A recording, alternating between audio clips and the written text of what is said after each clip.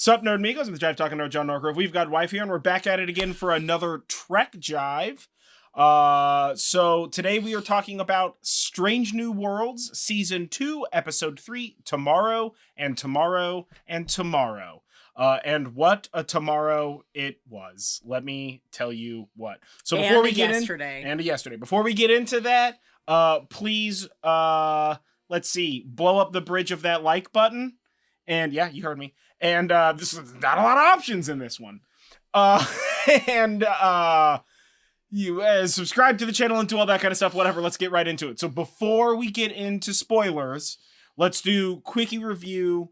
They did it again, guys. Knocking it out of the park again. Yeah, absolutely. Bringing the thunder. How dare you take me on a roller coaster of so emotions. Good. So good.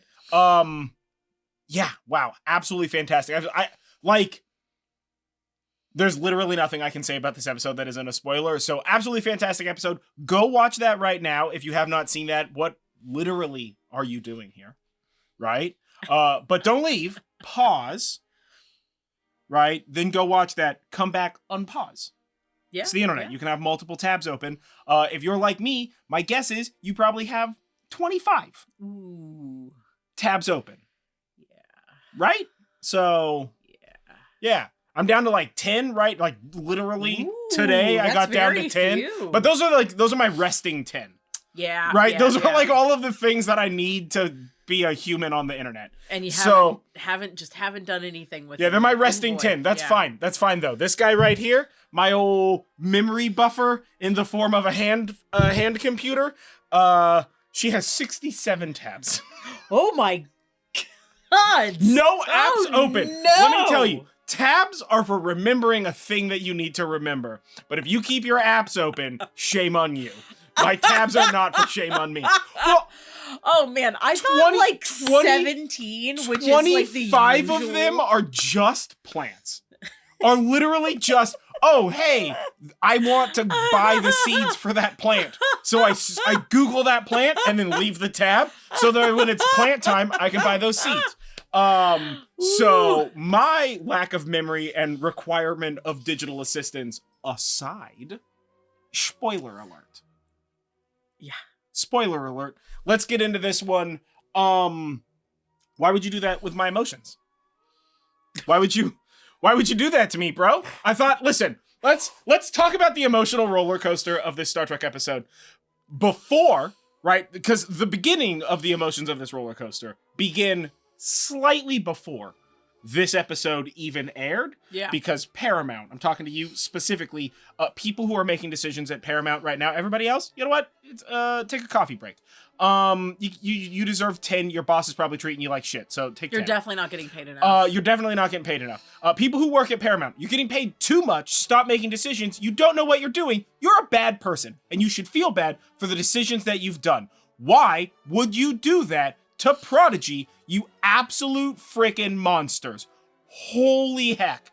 I cannot think of a YouTube appropriate thing to say that's kind about any of you. You're all bad people. Give Terry Matalas money, any amount of money he wants to make Star Trek Legacy. He's going to do a better job at making decisions than all of you combined across all potential timelines. That's how bad of people you are. Bring Prodigy back and stop making decisions. You're dumb. That aside, I went into this episode very angry at Paramount, right? I know Strange New Worlds is maybe the best Star Trek series that has been made, at least in New Trek, and is easily ratcheting towards top 3 of all time Star Trek series. The show is so flippin' beautiful. My dude, let me tell you, whoever the set designer is for this show, come here, do my house. Okay? I'll give everything up. Do that. It's such a good-looking show. All right? And we barely got any ship in this one. It's such a good-looking show. I was prepared to be like, okay, listen, I'm angry at Paramount. I'm not gonna hold that against Strange New Worlds. I'm gonna go into this episode. I had genuinely no clue. I'm not one of these people who like hides from spoilers and shit like that. Like, I don't care, whatever, bro. Like if you don't do it, don't. But like, I don't care. So, like, but I have been busy and not on the internet, so I did not know what this episode was about, except that it was called Tomorrow and Tomorrow and Tomorrow, which is a similar title to an Orville episode about time travel. So the thing that I saw online was like, oh, this episode probably has to do with time travel. I didn't even see the trailer for this episode. I always watch the trailers for these episodes, but I've been busy and like not had access to my laptop in the way that I normally do because I've been doing other stuff, right? Crafts, myriad. So I was just like, okay, whatever, let's get into this, right? We didn't get a chance to watch it yesterday because we had like a bunch of other stuff going on. Whatever, Clev, dude. I literally have not even sat at a piece of technology for more than like 10 minutes today. I've been doing woodwork. So we sit down for this episode and I'm like, okay, we're going to watch this episode. We get into this episode. I am immediately into it. Beautiful ship, beautiful sights. We get a little time shenan. And then as this time shenan unfolds, I can feel Star Trek being like, are you ready for this, bro? Are you going to be prepared for this? And I was so not prepared. Friss. Look what they did to my boy. Why would they do this? I mean, like, conceptually, right? They're like, we gotta tie up loose ends or some whatever, right? But what I expected was for the burgeoning friendship to burge or whatever. And then when they save the day for Kirk to like glitter away into the cosmic uncertainty. Yeah. Right? I'll see you tomorrow or something like that. Right. Yeah. What I was boldly unprepared for was for them to unceremoniously just blast this dude in the chest. Holy shit. It was such a shock. Yeah. But also, that kiss, dog. Oof. That was also a shock. I expected some Burge. I had been but not the full Khalif. I had been like waiting for it since the chess thing. At chess, I was like, they're gonna kiss. This is gonna be a thing. I hoped. Okay. But I didn't know that they were gonna do a Kirk and Noonien Singh's granddaughter or whatever, yeah. Right? Third cousin or whatever. I was like not expecting quite that, but like at chess. It makes Khan much more of an emotion. Yeah, like the smolder. Oh my god, this Kirk. Smolder. Let's take an aside from this review and talk about not with this. Talk about young hot Kirk coming in here being like, I know that I'm seeing Pike being all tall hair. And he's like, but what about this permanent 5 o'clock shadow? But how about this jawline, my guy? This is hot Kirk. You know what? Yeah. I'm gonna call it right here. Hot Kirk, guys. Fan yourself. Hot Kirk. Yeah, watch out. You're gonna get the vapors. I am gonna get the vapors. It's too much. Too much. Oh my god. Yeah. Oh man. Also, we had bloody fucking goth daddy Spock in that intro. Oh my god. Yeah, we had leather daddy Spock. That was like spit take levels of shocking to me. He shows up and I'm just like, okay, what are we gonna get with this, right? And Spock shows up and I'm like, is he a Romulan? What is happening right now? Like his bangs were curled like I used to curl my bangs around an Aquanet can in the early 90s. It was so good. I loved it. It was so good. And what I love is that he was still like very Spocky, and Kirk was just United Earth Kirk or whatever the heck. Yeah. Was just like, seems like alien problems, NBD, out.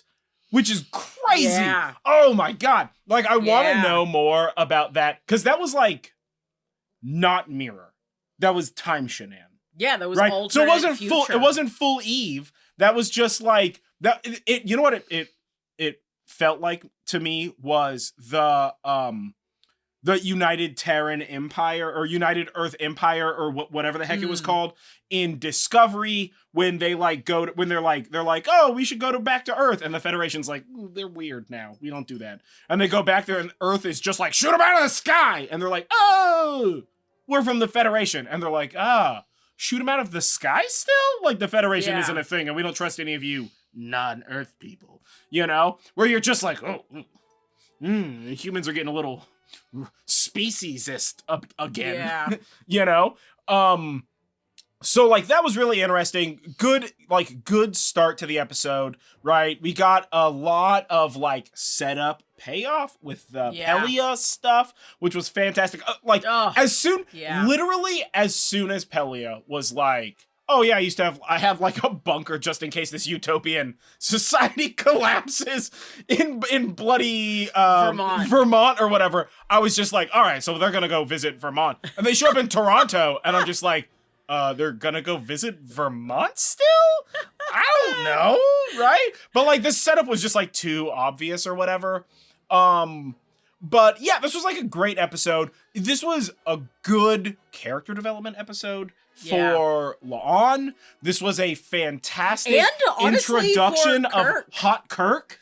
Well, like this gave me a lot of like this like alternate future Kirk gave me a lot of like TOS like Kirk vibes. Like you can see how he turns into what he turns into in the primary timeline. Totally. Based on this episode. But we also learn. Okay, so quick wrap up. They got to go back in time to some stuff in Toronto, and like a bridge gets blown up, and then they got to like stop a reactor from going off. And there's like a really fun car chase. Yeah, that car chase was just a commercial. I'm seeing what you're doing, trying to make bonus money on the side there, Star Trek. But whatever, it was cool. Well, it had to be a red Mustang because it was a red Mustang in the newer movies. That wasn't a Mustang. Are you sure? Yeah. I'm pretty certain. No, it was not a Mustang. Don't worry about it. It's fine. It's fine. Okay. Like we got the car chase and we got the bit and we got the like their human counterpart, which you always get. That's like classic TNG DS9 Voyager time shenan. Is like, we're gonna go back in time. We got to make friends. I mean, I guess really this goes even as far back as collecting whales for they have to make a friend. You gotta have a friend in that time zone for you to understand like, what's all this? What did he say he used? Bloody DuckDuckGo? Yeah. Instead of Googling a thing? That's the deepest, weirdest reference. He's like, oh, the guy at the Apple store taught me how to use DuckDuckGo. And I'm like, no, he didn't. Nobody knows how to use that. What are you talking about? Yeah. So we get all of those sort of time shenanigans, and then come to find out their human counterpart is actually a Romulan and whatever, just a monster. But what we get in this after she murders Kirk,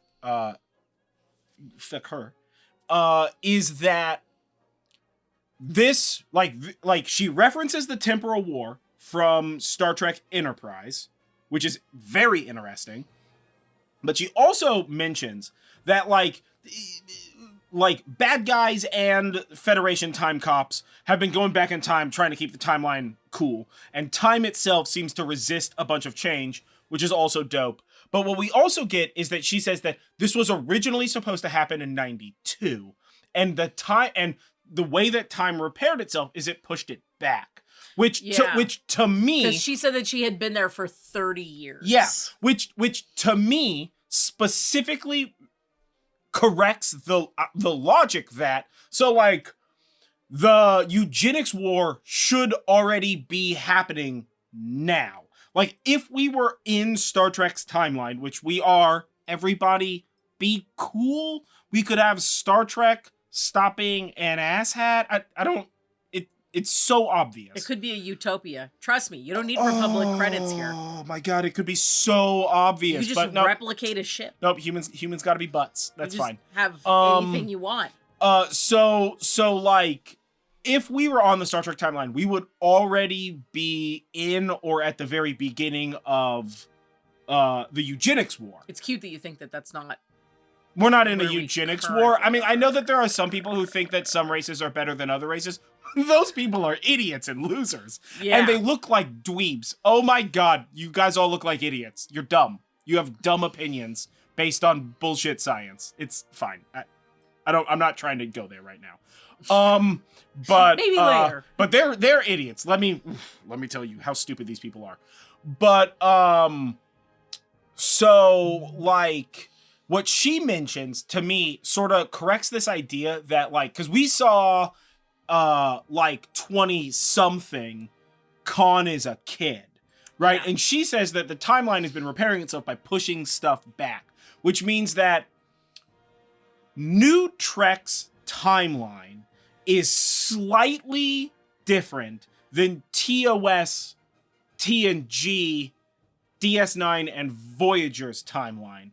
And it seems like what she's implying is that the temporal wars from Enterprise started the shift, and then that the repair action of Federation time cops is sort of what pushed that shift back, which is why now we aren't in the eugenics war, but it's going to happen, like, let's say 100 years hence or 50 years hence or some nonsense like that, right? I mean, I know that she said she was there for 30 years and that, like, it was supposed to happen in 92 and time is being pushed back, but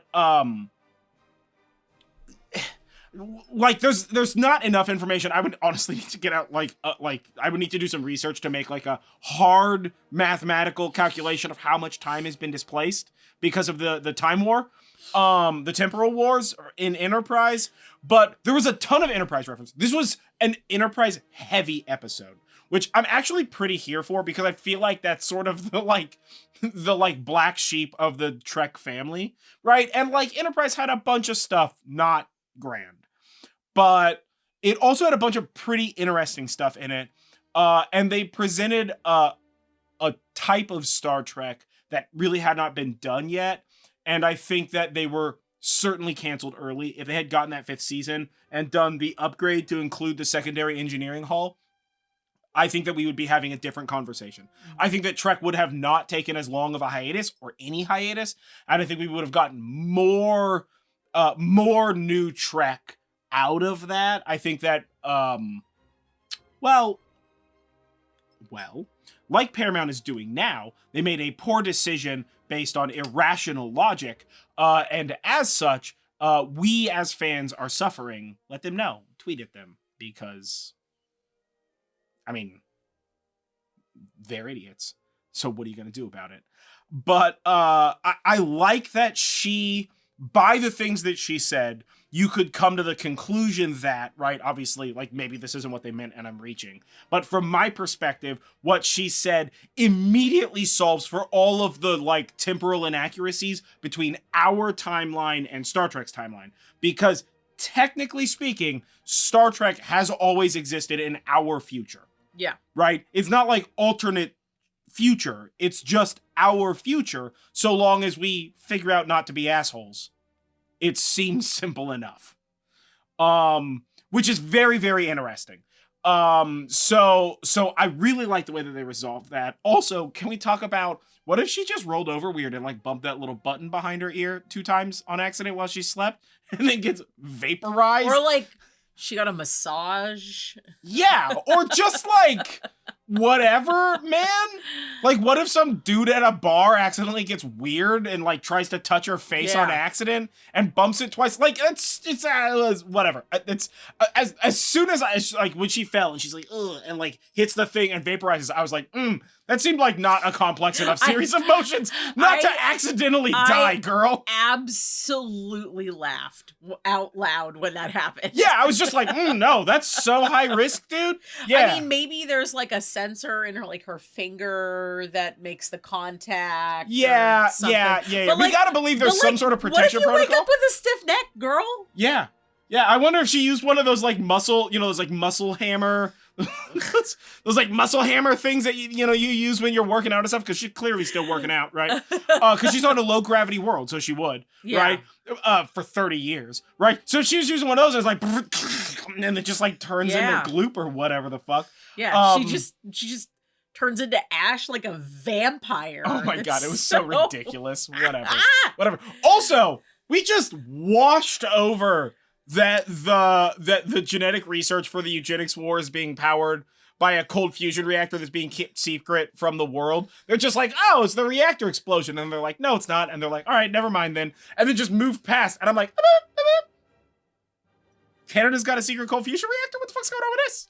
How are we not talking like, about this? I kind of want to throw shade about it being in Toronto, but at the same time, like, why not? Oh, yeah. It's like a very American-centric point of view because as an American, I love that this wasn't a, like, that everything... Chicago episode or, like, a San Francisco episode or whatever. Yeah. Although we did get the, like, oh, we're in New York. Kirk is just like, we're in New York. And she's like, no, she's like, it's Toronto right there. Yeah. Yeah. I noticed in that scene they were talking about the bridge. There was like a news report thing of the bridge. So there was like foreshadowing there. And, and so when the bridge blew up, shadows I was like, you son of a bitch, 3. I'm in. Yeah. Oh my God. So good. No, this was a fantastic episode. Good time shenanigans, good character development on La'an, a good look at new young hot Kirk. I like that they brought Pelia is like your standard issue Guinan. Yeah, she's this stand-in. Yeah, she's Strange New Worlds Guinan. Yeah, she's Strange New Worlds Guinan with the time shenanigans and the like vague immortality thing, which I'm super here for. Yeah. I want more Pelia for sure. Oh my God. And I want I would somebody be friends with La'an? Damn, girl. Right? I mean, I know we started with the doctor being like, hey, you should probably work through this. That was hilarious. And she was just like, no. And then come to find out, in fact, the answer is yes. So hopefully something happens there and we get to have her help her work that out. Yeah. Because that was that final sequence. Literally as soon as she leaves the bridge, I'm like, okay, so clearly like there's going to be an agent in her room. And then there's an agent in her room, right? Like, I've seen a couple of temporal fucking episodes. I know how this works. Right? Like, you know, I was there in the Time War. But, so she's like, so she gets the, like, you know, the agent's just like, thanks for helping. Who cares about your problems? Give me my stuff back. I'm out. And then I was just like, oh, this is real sad. And then she calls Lieutenant Kirk. Girl, let me bloody tell you what. That boy. That hurt my heart. That was hard. That hurt my heart. Honestly, like as much as I want to say she shouldn't have done that, like not like they shouldn't have written it so that she didn't do that. Oh, she definitely should not have done that. But like girl to girl, like I could not say I wouldn't have done the exact same thing. Oh my God, do not do that. No. No. Listen. You know what? I know why she did it. And I understand that from her perspective, she needed to do it. But also, man, that's... Oof. There's no way. Yeah. But you know what? It could have gone significantly worse. Right? Oh, yeah. He wasn't like, who's this Noonian Singh calling? Like, that would have destroyed her. Oh, right? Yeah. That would have been the worst possible he seemed like he was open to, like, getting a drink, saying hi. I mean, Kirk. Yeah. He looked like he was open to Kirking about. Yeah, Kirk was just like, who's this rando hot chick calling me? I'm down. I think during this call, she realized that it's not the same person. It's not the same person. It can't be the same person. Right? This is Kirk from and not only Ohio. And not only that, it would never be the same person. Of course not. Of course not. And so, well, and she can't say anything I called about it at the beginning of this episode. I was like, this is her one that got away.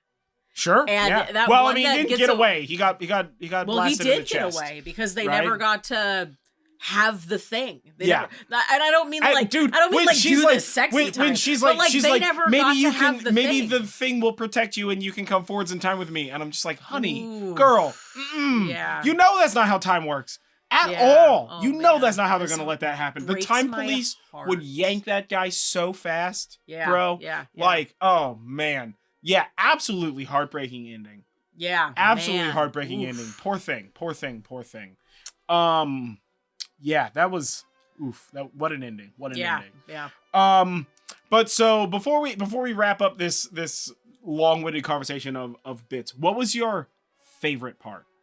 What was best bits? What was the best bit of tomorrow? Okay, so I think the best bit is actually at the very end when La'an shows back up and she's wearing past clothes and a Pike is just Pike like, is like, what are you doing? Differently. And then you see Uhura go, the fuck? Yeah, and then she's just turn around. She's just like, what? What's happening here? Yeah, that was pretty good. That was pretty good. The best part. It was so good. Yeah, it was so good. Yeah, I think for me the best bit of this episode.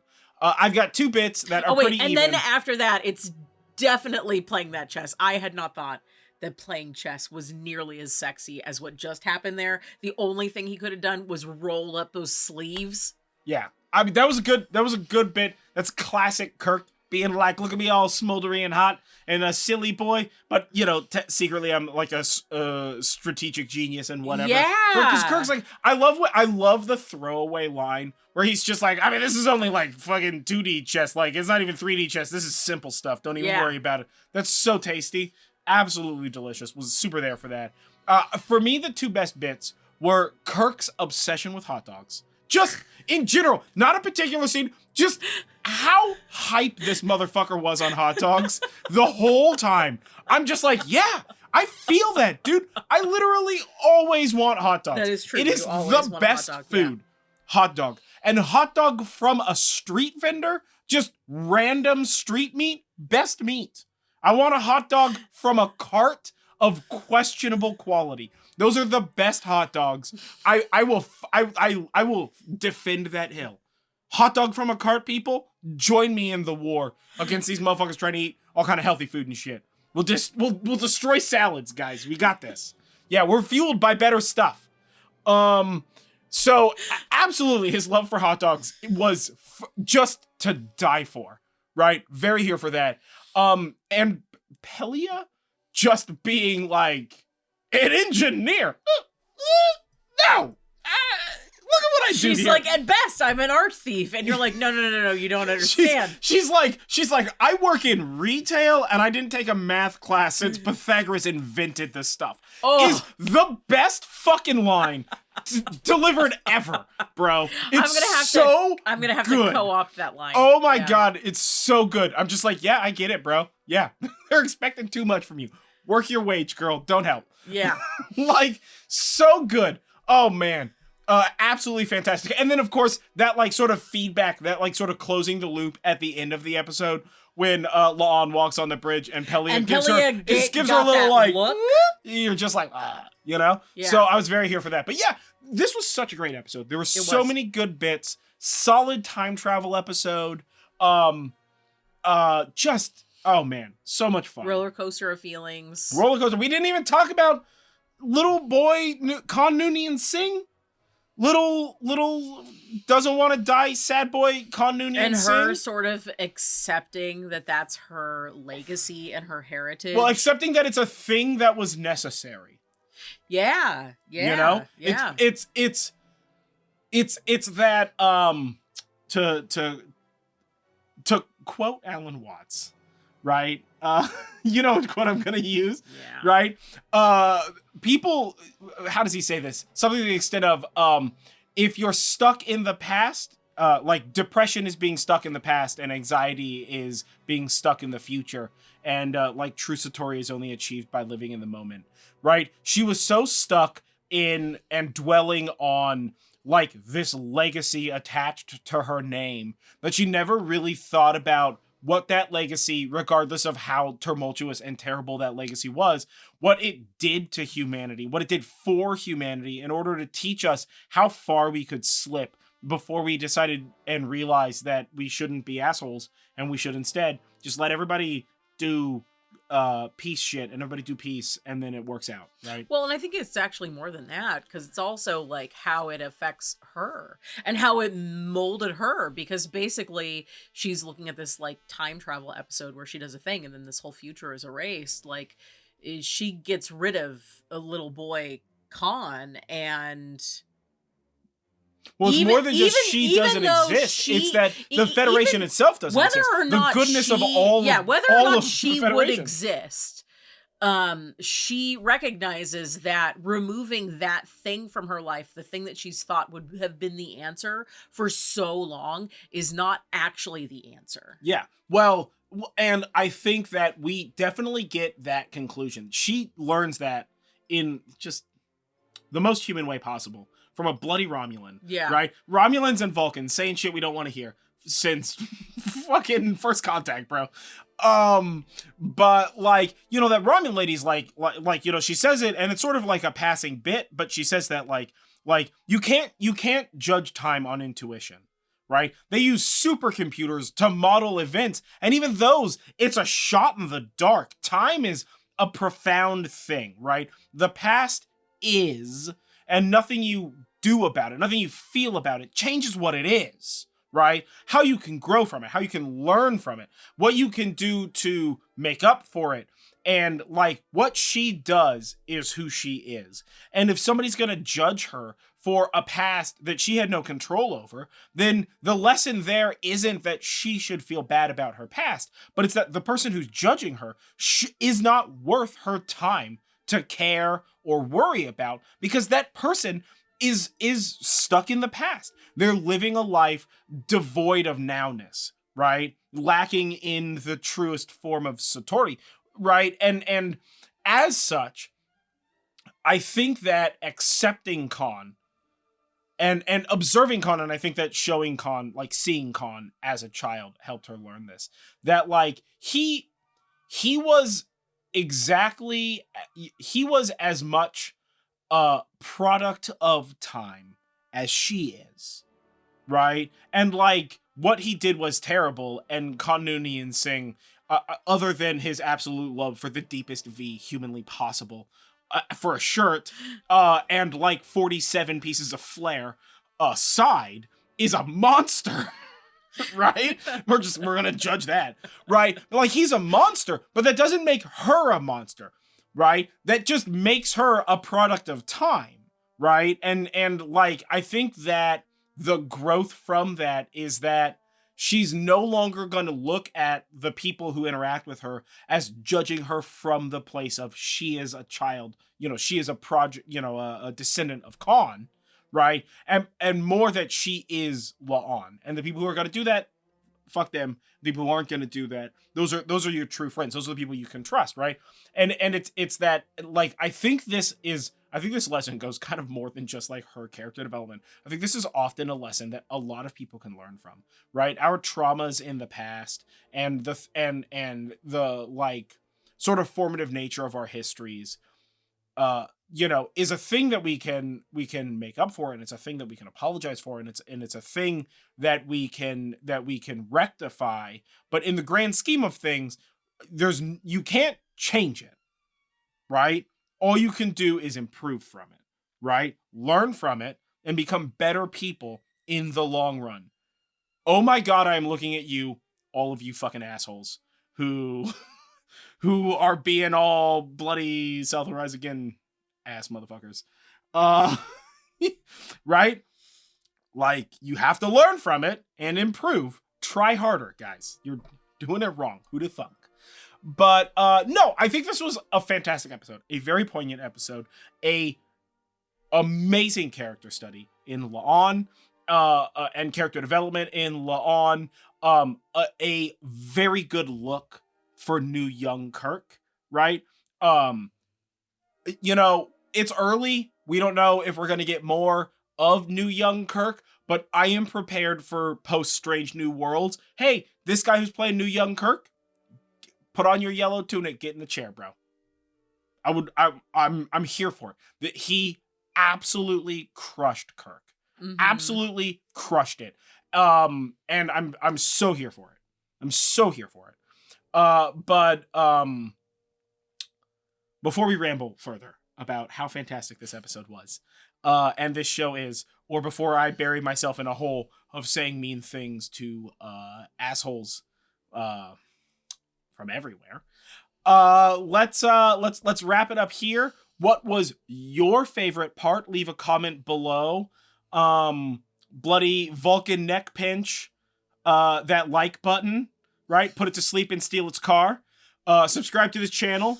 share us with your friends, and we will catch you guys next time. I have been John Norgrove. This has been Julie Norgrove. This has been Trek Jive Strange New Worlds Season 2, Episode 3, tomorrow and tomorrow and tomorrow.